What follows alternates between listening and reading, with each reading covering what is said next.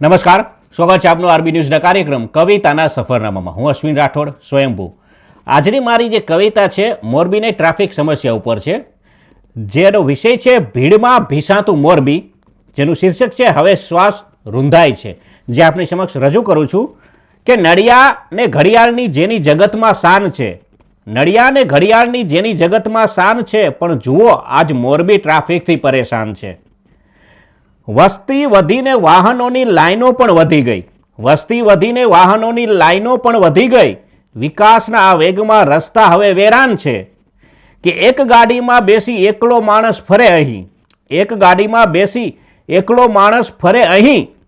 ખોટી છે એ જીદ ને ખોટું મોટું અભિમાન છે, ખોટી છે એ જીદ ને ખોટું મોટું અભિમાન છે.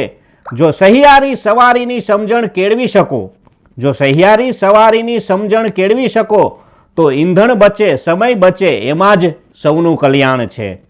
સાંકડી ગલીઓમાં વિકાસ ક્યાં જઈને શોધવો, કે સાંકડી ગલીઓમાં વિકાસ ક્યાં જઈને શોધવો.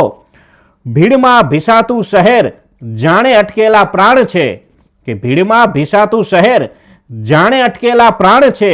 આવો મળીને સૌ કરીએ પહેલ સ્વયંભૂ પરિવર્તનની, કે આવો મળીએ સૌ કરીએ પહેલ સ્વયંભૂ પરિવર્તનની. તો જ રહેશે સચવાય જે સિરામિકની આન છે, તો જ રહેશે સચવાય જે સિરામિકની આન છે. નડિયાને ઘડિયાળની જેની જગતમાં શાન છે, પણ જુઓ આજ મોરબી ટ્રાફિકથી પરેશાન છે. નમસ્કાર, અસ્તુ.